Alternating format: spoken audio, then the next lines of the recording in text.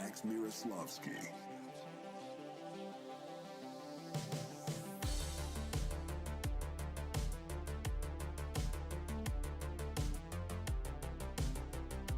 Happy Sunday, everybody. It's another episode of Red Zaatar, episode 2. Thank you for tuning in. It's been another great week. We had the Horowitz report. We had Barr doing interviews left and right. We had the USMCA take another step towards finalization. We had the National Defense Authorization Act take another step towards finalization. And there's so much going on in Lebanon, guys, that ties into everything Trump is doing, not only in this country, but around the world. And I'm so excited to talk about it today. And let's get into another episode of Red Zaatar.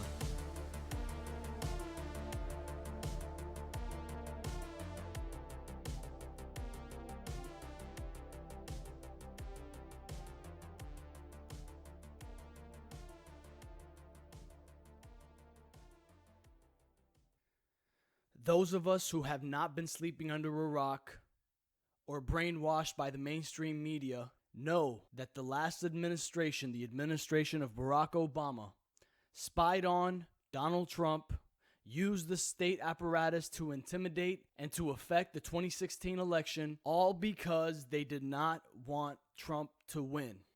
For those of you out there that may assume Obama was a good guy, that what he stood for as a smooth talker and a brilliant politician was anything more than words piled on a bunch of trash, you have been sorely, sorely misled. All of us, though, have been waiting on some kind of refrain from the bombardment of fake news claiming that we are wrong to believe this statesman would do such a thing, would use KGB Soviet tactics, communist tactics in America. As we've been patient, and we've been patient with a lot, one of the things we've been patient on has been the FISA report. Time and time again, we get told it's about to be released, and then for whatever reason, sometimes it's new information, new evidence, new witnesses, they delay the process. However, December 9th, 2019 was a watershed moment because they finally released Horowitz FISA report. In this report, he investigates what happened in the beginning of this crossfire hurricane investigation started at the FBI, where they thought, and I'll be more specific, where they claim that the Russians were trying to hack into our election and to influence our election through Trump, that Trump was a Russian asset. Horowitz was able to find 17 what they're calling misrepresentations and omissions. Well, that's fine by us. We'll take it. That's what you want to call it. All right, fine. One of these criminal acts is really hard to describe because, when you think of our law enforcement, you would expect the highest level of justice, of truth, of the presumption of innocence until found guilty. These are things that we uphold, that our nation is upheld by. But when you get a story that an FBI lawyer by the name of Kevin Kleinsmith purposefully edited an email he received from another governmental agency that would have vindicated Carter Page and would have completely stopped this bogus investigation from the get-go, you start to doubt that level of clarity that we hope resides in our federal law enforcement. Carter Page was the starting point of the FBI's case and the U.S. government's case against Trump. They thought that the Russians had been in cahoots with George Papadopoulos and Carter Page, trying to get information filtered up to Donald Trump about Hillary Clinton's emails. And this was a national security counterintelligence situation that we needed to get a hold of. Carter Page, and this is something we found out this week, had been rumored to be a CIA agent, an operational CIA agent, where it is his duty to deal with Russians and other Eastern European to safeguard our nation. And he was sanctioned by the CIA to do so. So when this FBI lawyer, Kevin Kleinsmith, decides to contact the CIA by email to verify if this rumor was true, the CIA responds back with, yes, it is. Carter Page works for us, and all of these communications that you're worried about, they're sanctioned and nothing inappropriate happened there. What does this Heinz Smith do? He edits the email he received from the CIA, changes the words around, and instead of it saying, yes, that is true, it says, no, it's not. It now says Carter Page did not do this on behalf of the government. He was doing this on behalf of himself and the Trump campaign. Isn't that convenient? Because now what does the FBI have? They have probable cause. Manufactured probable cause. When it came down to applying for this FISA warrant, they realized they had no case. The evidence that they had collected up until that point through very illicit means was not in their favor. So what do? They hear about this Steele dossier. This is a collection of stories and what they thought was true stories describing Trump's time spent in Moscow and some of the pretty nasty things that they were claiming he did in Moscow. They used this dossier, this collection of documents, as their central piece of evidence in the court. Because if this was true, that means the Russians have some kind of incriminating evidence against Trump that they may use to blackmail him while he's in office. That's the logic here. The problem with all of this is that the FBI knew this dossier was not only funded and researched by anti-Trump DNC operatives, Democrat National Committee operatives. A lot of the money came in from Hillary Clinton to fund this dossier. Not only did that happen, but this FISA report goes ahead and tells us that this dossier's subsource, the person that Christopher Steele went to get all this information, doubted the sincerity of the information he gave Steele. He said this was all bar talk, rumors I had heard about Trump. I didn't think it was going to get to the FBI and used in such a way. The FBI knew this and went ahead anyway. They proceeded to lie to the FISA court, to spy on an American citizen. Where are the rights of an American citizen in this case? If they can do that to a presidential candidate, to president-elect, and then to a president of the United States, what could they do to us, you and me? These were some of the bombshells extracted from this week's release. And it's only the beginning. So what say you, media? 3 years of absolute garbage you've been spewing. Knowingly spewing lies, deceit, and propaganda against the American people and against the whole world. Because don't think this is just us watching this. Everybody around the world is seeing the nonsense and the garbage we've been going through for 3 years. What does that do to our image? It's fine. This whole thing happened. Justice is coming. When I say justice is coming, it's essential that it comes. Our country cannot stand if people don't pay a price for what they did. Our Constitution might as well have been written on toilet paper. If something like this can happen, and nobody pays the price. But there was an avalanche moment on December 9th. The FISA report, this release changes the game. So now the report's out, and immediately after, the media starts spinning. Now the spinning began a couple of weeks before. It's almost like they were prepping the public, disappointing the public before the IG report was released, simply so that the public wouldn't pay too much attention to the report when it does come out, to the bombshells that it would contain. But immediately after it was released, a couple of things happened that same day. Our Attorney General William Barr came out and made sure to specify that he disagreed with the conclusion that the FISA report came to, which is that the FBI had proper predication to start this investigation. Everything else they did was wrong, but in order to start it, they did the right thing. They were really worried about the state of the nation, and that's why they started this investigation. Cool. But Barr doesn't think so.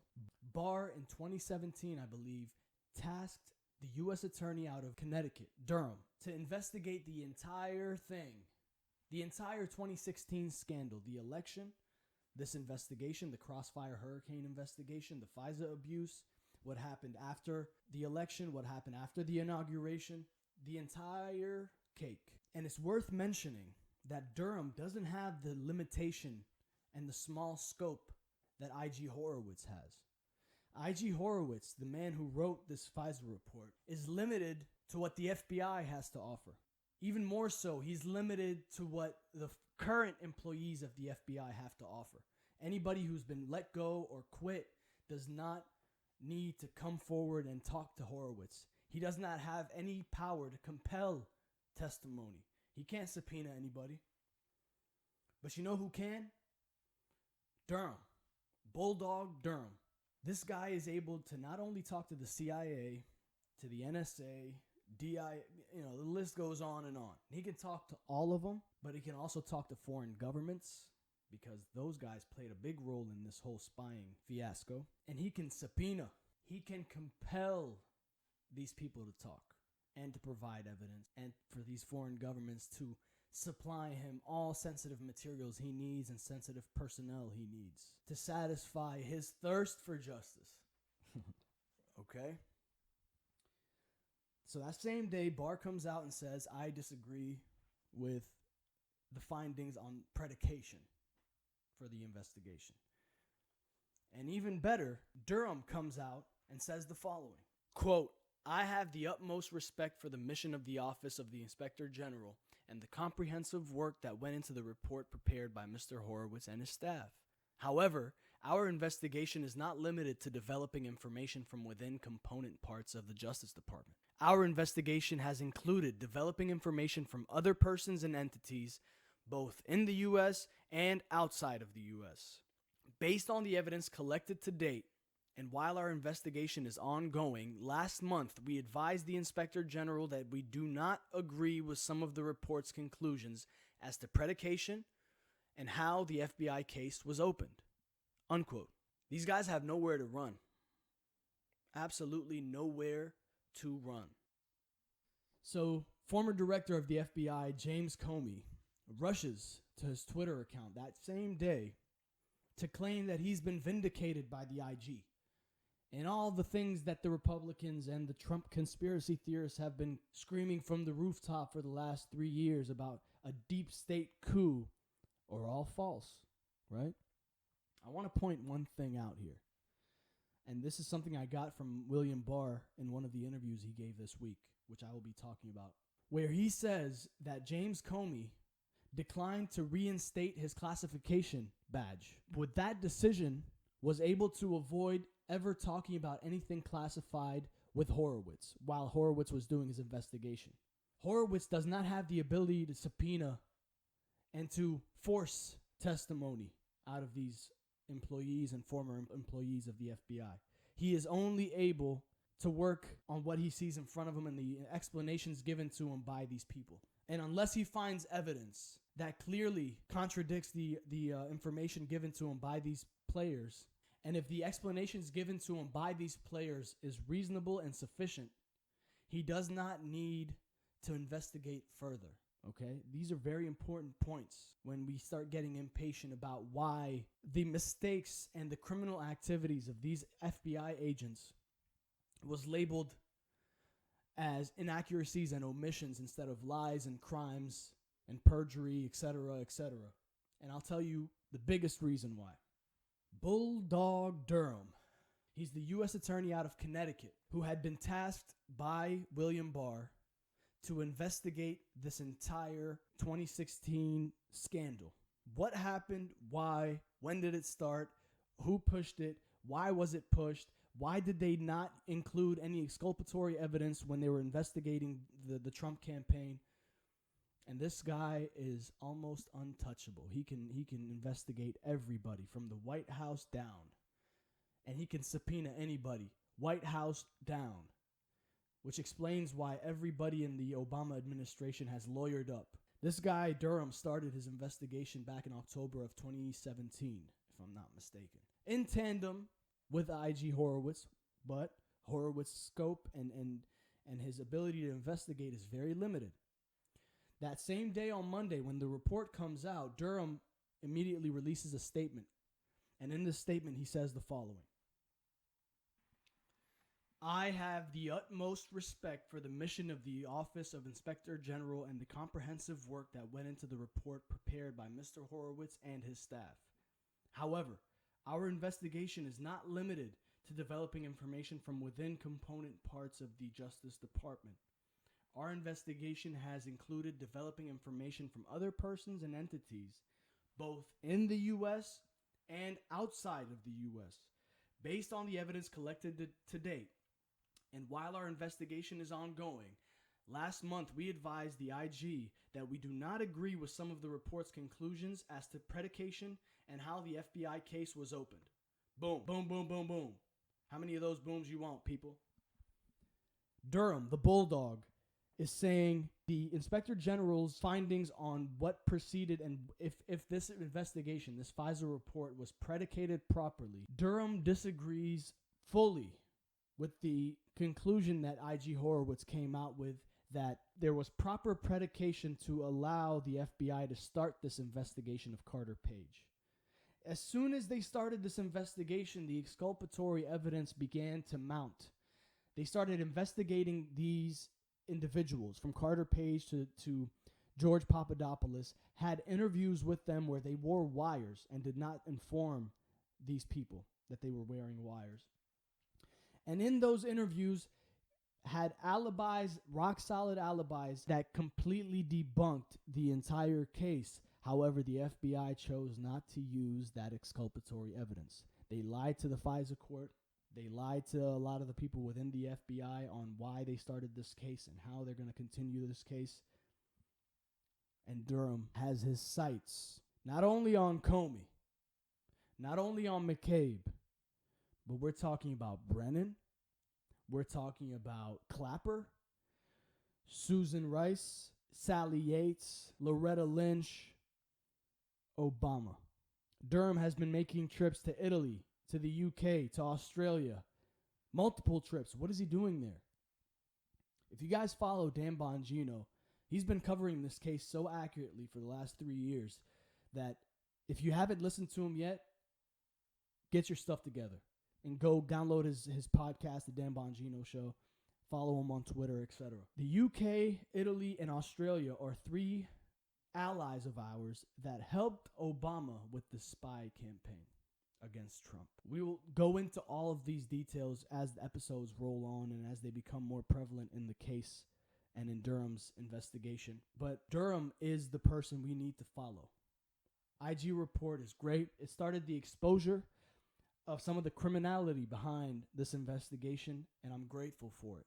But it's only the beginning. Now, to speak about this Comey, where he tweets out about his vindication, on December 11th, the Senate Judiciary Committee hosted IG Horowitz to testify about this report and about his findings in his own words. And if you didn't watch it, it's on YouTube, guys. Go watch it. It's great. Definitely better TV than that impeachment hearing. There's a clip I want to play for you guys where Senate Judiciary Committee Chairman Lindsey Graham asks Horowitz about this hot take that Comey had tweeted about where he felt vindicated. Let me know what you guys think. Check this out. Thank you very much, and again to your team, thank you for the service you've done to the country here. The former FBI Director James Comey said this week that your report vindicates him. Is that a fair assessment of your report? I think the activities we found here don't vindicate anybody who touched this. Okay. Let's run our clip here. Well, there you go. Instead of the guy saying Comey was vindicated, he responds with, I don't think anybody who touched this report should feel vindicated. Anybody who touched it. Who touched it? There's so many gems in this testimony that you guys have to go back and watch it. And if you're on Twitter, you've probably seen all the clips. I'm only preaching to the choir here, but there's a lot of people out there, especially those Lebanese Americans that are listening, that maybe aren't on Twitter or maybe follow, the pop culture news pundits that haven't done squat for our community. Follow the people I'm posing to you, because what you'll see is the narrative that we've been fed for the last 3 years does not fit reality. And I do not want you guys to have a culture shock, an ice bucket challenge as soon as the truth starts coming out. And the media that's been lying to you for the last 3 years is exposed for being propaganda agents of the Democratic Party. Fake news is only the start of it. It's worse than that. Much, much worse. So, the week started off on a great note. And keep in mind, guys, while all of this was happening with Horowitz on TV and on news, and of course the news that wanted to cover him, impeachment was going on. But one other thing happened that's pretty unusual. And I picked up on it, and I'm sure a lot of other people picked up on it, and especially if you're listening or following Q, you were definitely picking up on it, I think, on Friday or Saturday of this week. William Barr has been speaking out a lot over the last week and a half, 2 weeks. From speeches to interviews, the guy is uncharacteristically open about what's been happening at the DOJ, FBI, Durham's investigation, Horowitz investigation. And Q and common sense should tell you that a man like Barr, to be so confident and to start preaching and talking about the bits and pieces, of course not going into details because there are ongoing investigations, but to be able to speak on them means we're getting close to the finish line.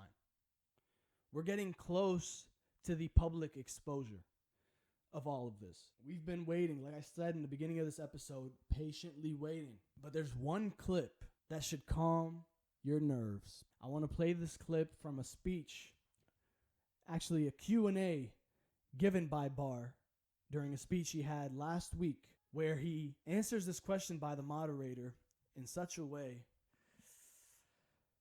that's so exciting to me, especially to everybody that's paying attention to all of this. Let me just play the clip. So, nowadays I'm constantly hit. Why aren't people going to prison for what they did to the president? On the other side, throw Bill Barr in prison. And these things take time. It's the one and only Digo Double G. William Barr, the cheeky Attorney General. Tell me that's not the funniest thing you've heard. These things take time. We're not establishment. We're not corrupting laws in order to destroy reputations like what the Democrats have been doing for the last 2 years. We can leave that sort of behavior to them. We follow the law. We investigate. People are innocent until proven guilty, not the other way around like these Democrats and corrupt deep staters have been behaving. And we make sure that the cases are rock solid so that justice prevails. These things take time, and fortunately for all of us, the time is running out for them. We're almost at a point where Durham, according to Barr this week as well, might be finishing up his investigation spring, early summer of 2020. Plenty of time for us. 2019 was the year of the boomerang. 2016, 17, and 18 were a whole bunch of malarkey, to use Joe Biden's slow ass, of malarkey. And now, in 2019, we're finally starting to see it turn around against those evil people. This openness that Barr speaks with lately gives me another hint too. There's one thing that we've been talking about forever and haven't really seen any developments on that front, which is the ability that Donald Trump, our president, our favorite president, gave William Barr to declassify all documents, evidence related to this 2016 investigation. We've been sitting around and waiting on Attorney General Barr, like, where is the declassification? Where is it? So if you guys look at the bigger picture, and we see that Horowitz just laid out his investigation and started the avalanche. Durham is almost done with his investigation. Barr is out here becoming more public about his thoughts and views on where things are going. Wouldn't you think it's a good time to now declassify? Have they set the stage, or is it too soon? For some reason, I think we're there. Declassifying when the Senate trial starts and Trump owns the media with all the revelations coming out of that room. Barr should declassify it all in tandem. We will own the news cycle for months and months. They will have nowhere to run and nowhere to hide, and that includes the media that's been lying to the public for too long. Declass is coming soon, and I have a great feeling about it, guys. And now I want to move on to what's been happening on the Trump winning front. Winning! You know how we win and we'll never get tired of winning? Well, we keep on winning. These fools are trying to impeach, and we kept on winning. What did we get? USMCA has been sitting on the desk of Nancy Pelosi for 1 year.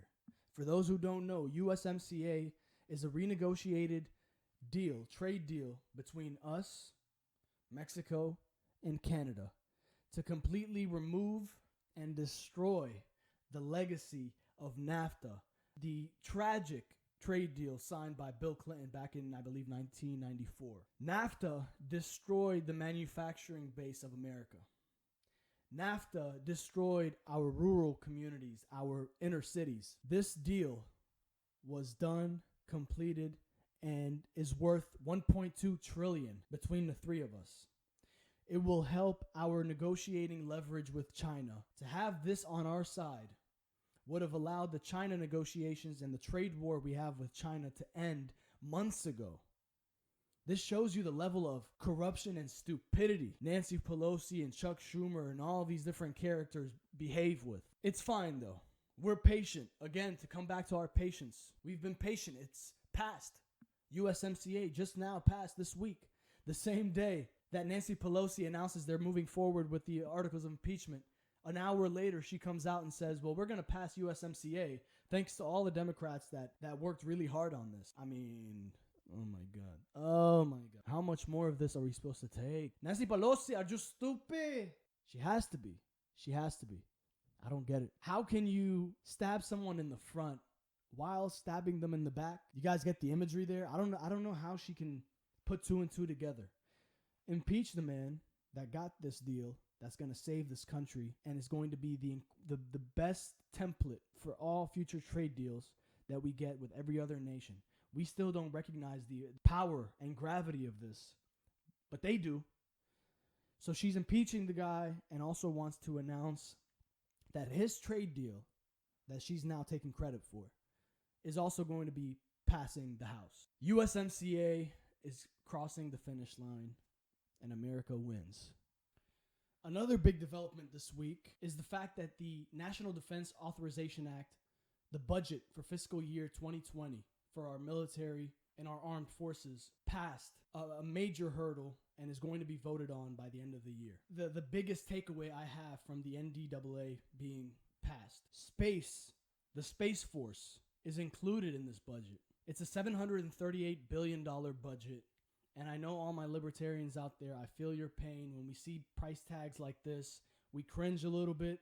But here's why it's very important. And here's why Trump's spending to this point has been needed. And I have faith in his ability to refinance our deficits and our debts when the time is right. That's another topic for another day. But the reason it's so important that the Space Force has been fully funded by this NDAA is because space is so contested and has the ability to not only change the lives of Americans, but of all humanity if it's stewarded by the right values. The Constitution of America is the most sacred government document ever written in the history of mankind because it has allowed for the most free, godly government system, societal system to ever exist. And who do you want to have the responsibility of policing space, of setting the rule-based order of space and the space commerce? Us or China? It took Congress 1.5 years to come to grips with the idea that space is very important to our national security and that China is putting a lot of effort into space and we're not. The reason I'm discussing this is recently, Stephen Quast, Air Force General, just retired from the Air Force, has been going around and giving speeches on the urgency of our Space Force, on the fact that China currently has technology that we do not have when it comes to destroying satellites, when it comes to disrupting GPS systems. Imagine the damage they could do to our power grid from space with the current technology that they have. I highly recommend you watch the speech that he gave at the Hillsdale College on December 5th.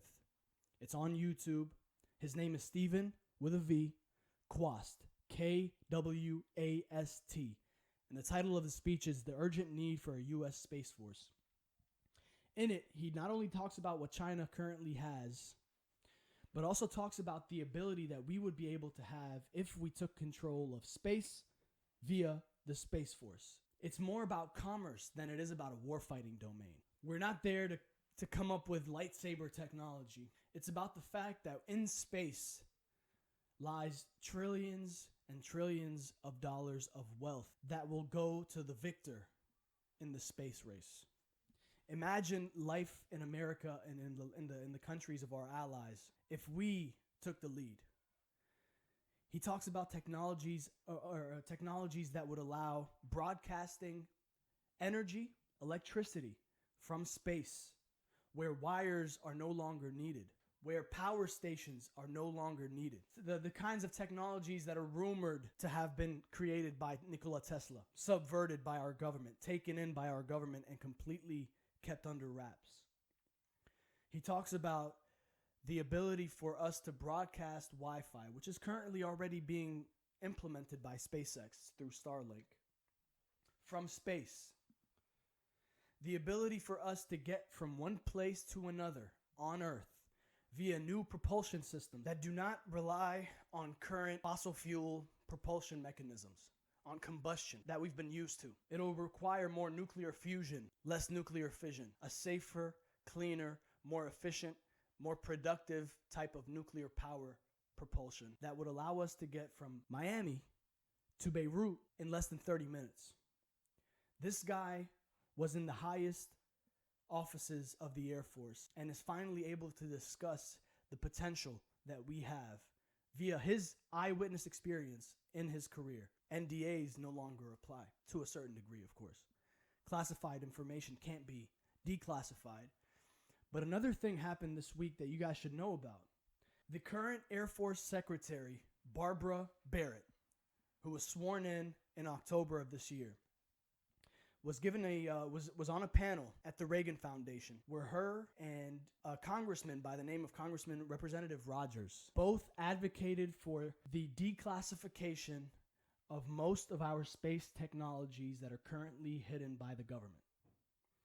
So much has been happening on this front, guys, that it's really hard to imagine. All the conspiracy theorists out there are shaking in their boots because these are the things that these conspiracy guys have been claiming we have for far too long.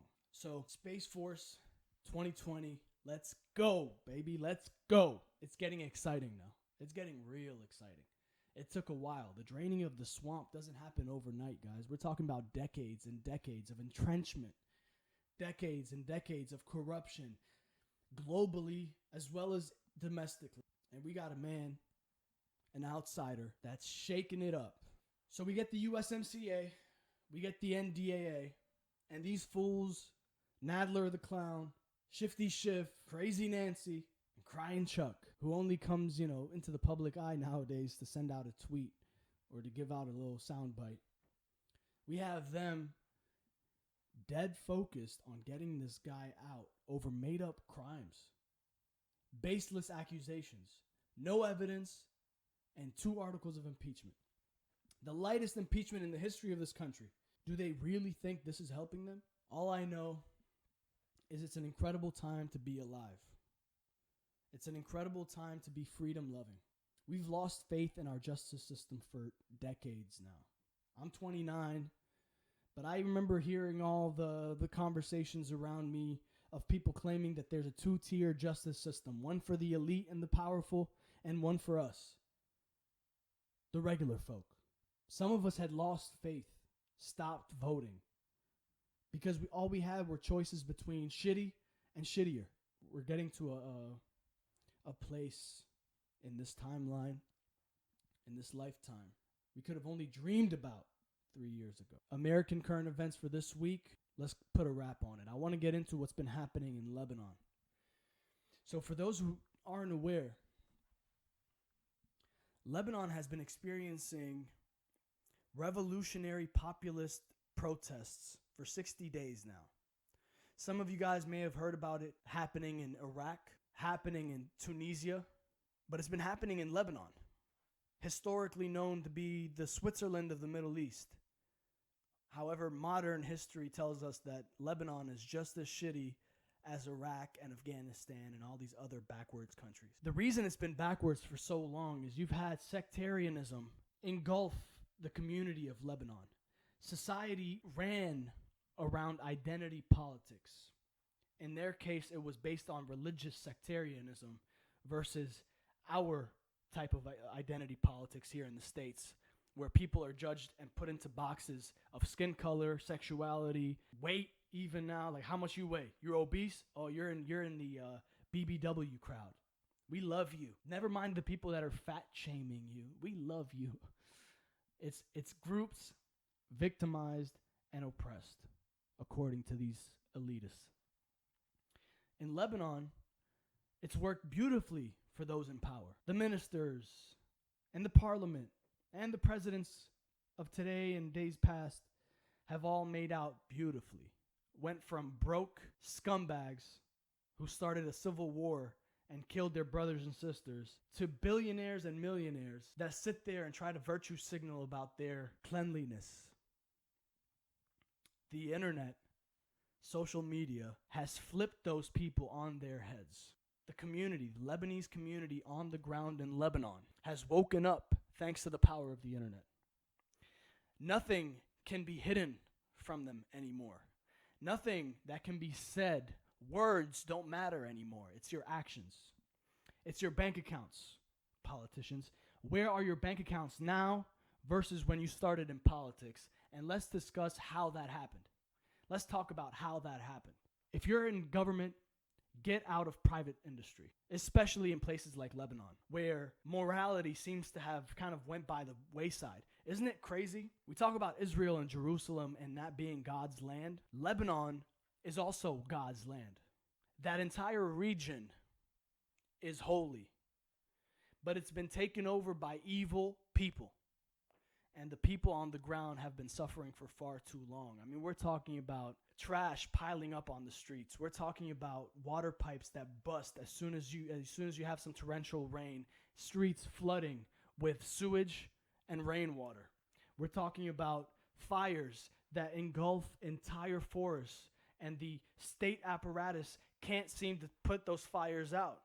They have to go to Cyprus, our neighbor, to borrow some helicopters to douse those fires with water after acres and acres of trees had been burned down. This is what we're stuck with now. A government that's underfunded, but only underfunded because the people in power have been siphoning cash for decades. And I'll be honest, I lost faith in the Lebanese people for a very long time. And I think most expats would say the same. We've been allowing that to happen. We've been turning a blind eye to the corruption. There have been people in office in Lebanon that have been pointing out the corruption. But since we had so little faith in the entire system, those people were also disregarded. Something happened last week that seems to have kind of died out in the news lately, where a Christian orphanage in Lebanon by the name of Mission De Vie, which is in French, Mission of Life, where these kids had been subject to physical, mental, emotional, and sometimes sexual abuse. When I first heard about the story, I was outraged. But being MAGA all the way, I knew that there was a global trafficking of kids that has been going on for far too long, and that has been supported by some of our religious institutions. And you guys wonder why more people are going into tarot card readings and tapestries and sage burning, right? It's because people, men and women, have shamed religious institutions and turned them away from God for far too long. These stories in Lebanon have been going on for decades now. And I only found this out from my father when I brought this up to him. He told me that during the Civil War, there were also rumors of this going on in certain areas of Lebanon. But people were too busy, warring to really do much about those kids. For those guys in Lebanon right now that are just as outraged as I am about this development, I want you to know one thing. In December of 2017, Donald Trump signed an executive order titled Blocking the Property of Persons Involved in Serious Human Rights Abuse or Corruption. A lot of people around the world missed this executive order. And that's to your detriment. You could have saved yourself a lot of headaches if you had simply read what this executive order talks about. I want to give you some of the major points. By the authority vested in me as President of the United States of America, I, Donald Trump, find that the prevalence and severity of human rights abuse and corruption that have their source in whole or substantial part outside of the United States, such as those committed or directed by persons listed in the annex to this order, have reached such scope and gravity that they threaten the stability of international political and economic systems. This includes human trafficking. This includes the trampling of human rights like what we've seen in Lebanon, corruption, the siphoning of public funds for the enrichment of a few. You guys in Lebanon that don't have love for Trump, wake up. This man is using the power, the economic power of this country that had been in the past used for the wrong reasons by the wrong people.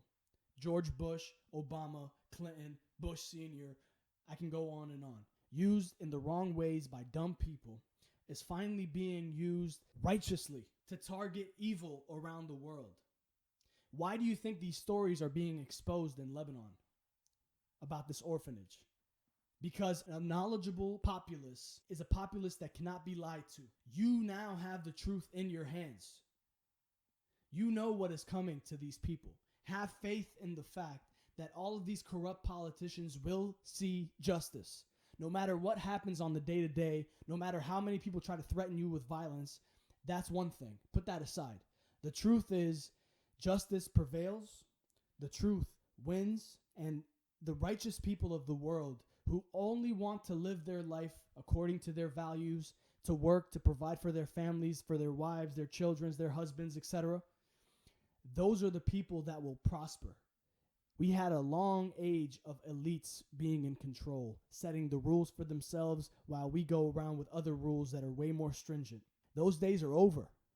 Those days are over. What's happening in the Middle East now and around the world isn't another spring. It's not another Arab Spring with Obama at the helm. This is a global populist revolution. A revolution wherein people actually take the powers of their governments back into their own hands. And when that happens, injustice, like the Mission De Vie story, will never happen again. Evil will be trampled on. I can't state this in more severe terms, guys. It's time for Lebanon to understand who its allies are. And when I say Lebanon, I'm talking about the people. The people. The government sold you out at least 3 years ago. We'll focus on 3 years ago when Iran took over your country. But we won't talk about that today. People supporting people for the benefit of the people. Our founders here in America had that sight in mind. They ran away from tyranny put on them by the monarchy in England. Created a free society wherein people can practice their religion freely, say what they want, carry as many guns as they have to protect against an eventual tyrannical government, matched to the power of the military might, to make sure that the military never had a better advantage over the people. Have you ever wondered why there are people in your country, Lebanon, and in our country over here in America, that want to take away and chip away at some of these freedoms?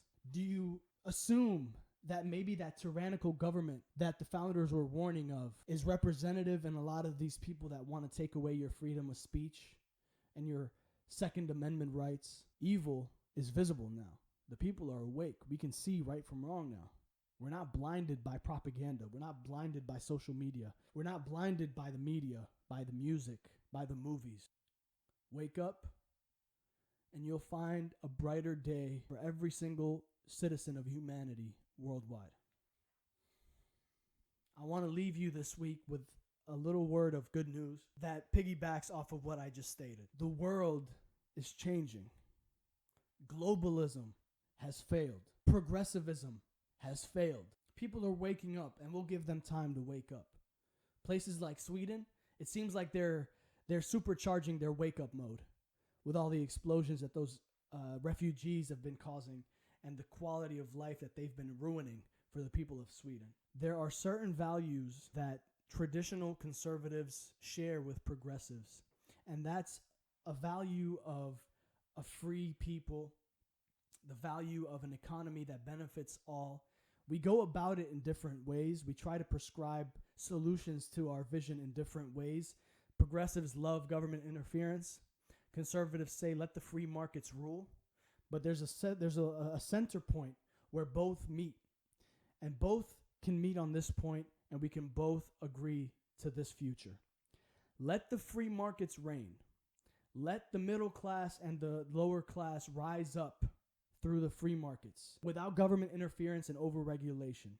And societies and economies will get to a point where we can afford some of these social programs that the progressives want, where the conservatives and the middle class American people that don't want to pay for the welfare state will see that in this new day and age, in this new free market world, they're not the ones paying.